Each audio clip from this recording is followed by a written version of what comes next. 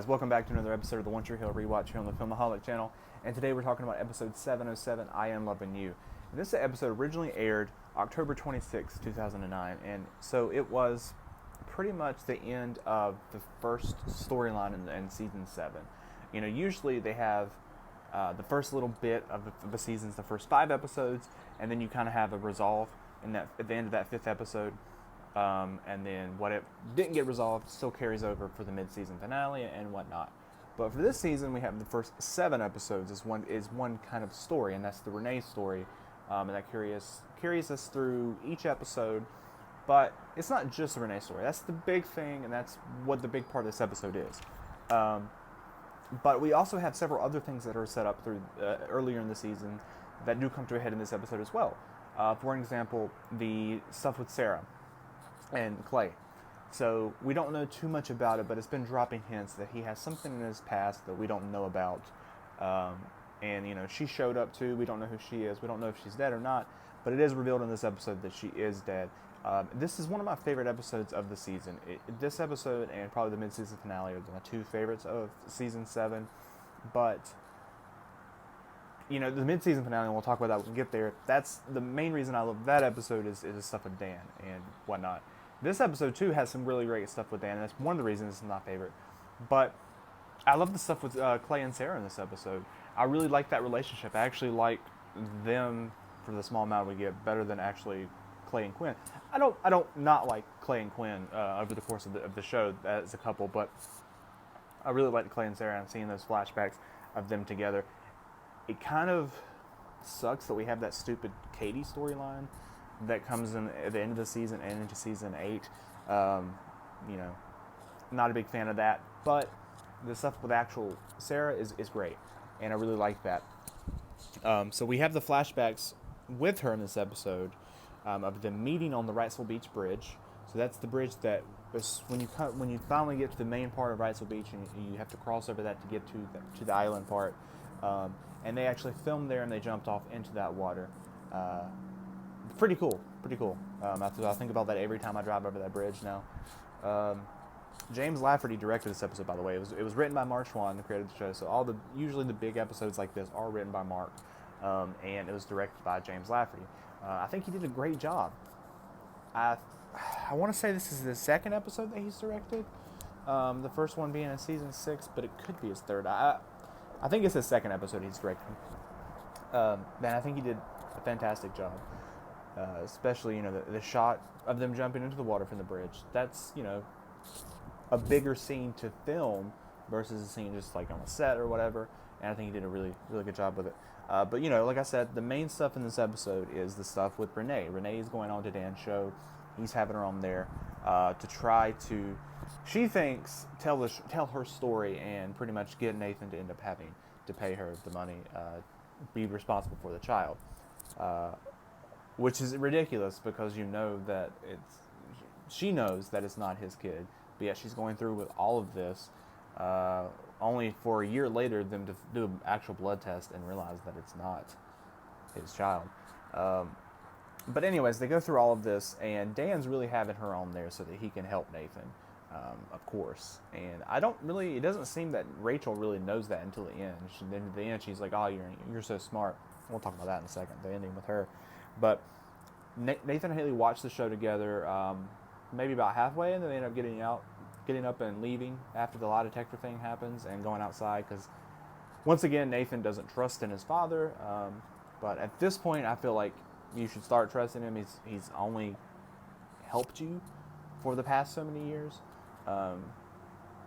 Since he's got out of prison, you know, saving Jamie and Haley, and really Deb too in that one scene. So a little bit of stuff that annoys me, but also you got to think about all the stuff that he went through as a kid. So there is that. But they don't watch the show anymore. They get up and go outside. Clay watches the show alone, but really it's with Sarah's ghost. And then he's having all the flashbacks of them getting together. And then we get to really the scene at the end too with, well, not. We have the funeral scene, but the scene where Sarah dies, and that is such a heartbreaking scene, and it was filmed so great. I love the Willie Nelson "Angel Flying Too Close to the Ground" song playing, and obviously they bring this back in the season 9 as well, this stuff, because there's more about that scene that we don't know yet at this point, and I like that storyline too. But it's really heartbreaking, just casually talking and someone is out of your life like that, and I thought they handled it so great, and then you realize that he put his ring on her at the funeral, and that it's buried with her. I think all that stuff was great, and it really makes you feel for Clay's character. And I feel like if you hadn't been won over by that new character at this point, you would be in this episode with his backstory.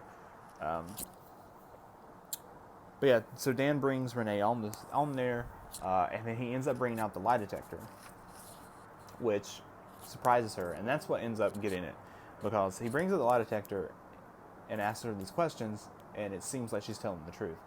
But then he puts the lie detector on himself and says these ridiculous things: I'm Santa Claus, I'm the president, I did not kill my brother. And it's all saying true. So then he goes on to say, hey, this is a fake lie detector test, but here is your reaction when we told you that we're bringing one out. And then he ends up getting her to admit the truth, that she didn't sleep with Nathan and that it's someone else's baby. So that's the end of that storyline. It's resolved. Dan saved the day again. But even after that scene, he's not like happy about it. He doesn't even, like, he did this for his son, but he still feels empty. He still feels, doesn't have that redemption, and doesn't get to be happy with Nathan that this is over. He did all this, and then he's still sitting there alone in that room by himself, and then Rachel comes in and says, I love you, and he says, I know, but doesn't say it back to her, which goes back to, I think he says I know. That sounds really Star Wars, so I'm not saying but it's not in the same, obviously context and way. It's like, okay, sort of situation if he doesn't love her. He thought he did a couple episodes ago when he said it to her, but at this point, Dan, I think, realizes what's going on. It's like, hey, because Rachel really wanted Renee on there for different reasons, for just ratings, and Dan definitely didn't want that. He wanted Renee on there so that he could help Nathan.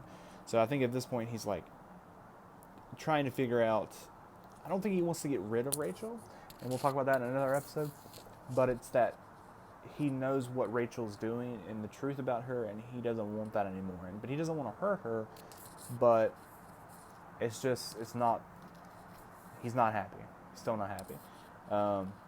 But in that scene too, she unbuttons his shirt, and we see the scar. So that's the moment that us as an audience realizes Dan had a heart transplant, which is a big thing, because it goes further into this whole angle of the show that he could drop dead at any moment, because he was supposed to die like almost 2 years ago, but yet he's still living and everything. But like, we find out he had the heart transplant, so we're like, what's happening? And in the next episode they're going to answer more of those questions. But I love that stuff. Quinn also has more flashbacks of David in this episode. I really think this is the last bit of stuff with David before the whole Taylor stuff happens.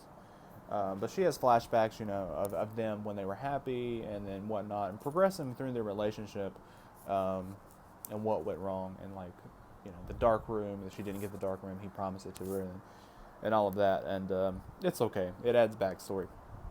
I would rather have that than her just sitting there and saying that things changed, and this stuff really should have been shown in second episode, instead of her just keep repeating that she wasn't unhappy, and us being like, okay, we get it, okay. Brooke and Julian have like their own little separate thing. They're not watching the show, but they have their own separate thing at her house where she's upset at him because of the Alex stuff. She had to fire Alex in the last episode because she found out that she got naked for Julian. So that stuff's touched upon in this episode, and her being upset. Also, and she brings up the fact that she wrote in the sand in the first episode of the season that she wanted to marry Julian. And he's like, oh, would you still want that? And she said, I did, that night. they don't have a lot to do in this episode, but they do have some good moments. It's not bad. I'm glad it's there. But, you know, obviously the episode is more focused on these other things, but they're still in it. And then, you know, at the end of the episode, the last bit of thing here is Quinn goes to Clay at the beach house, and he sends her away, tells her to go back to David, because he's with Sarah. He's with that ghost right now, so he doesn't, or at least what's in his head. I feel like that's more, it's not really, she's not really there as a ghost. There are ghosts in Tree Hill, obviously, like Keith when he shows up, when it's actually Craig Schaefer. That is a ghost. But a lot of times when we see these ghosts, it's actually in the characters' heads. And that's one thing that bugged me, and I know I already talked about it, but like in season 6 when Nathan saw Quentin, it was the USO show in season 6, and his part of the episode was him seeing Quentin. I didn't really like that. It was some good stuff between the two of them, especially with Quentin and like what he was saying, and like how, you know, this is my dream too. But it didn't really make sense because it seemed like that was in Nathan's head, those moments, but it shouldn't have been, because there was nothing to cause any kind of trauma to cause that to be in his head. So was it a real ghost? Was Quentin there actually as a ghost? Possibly.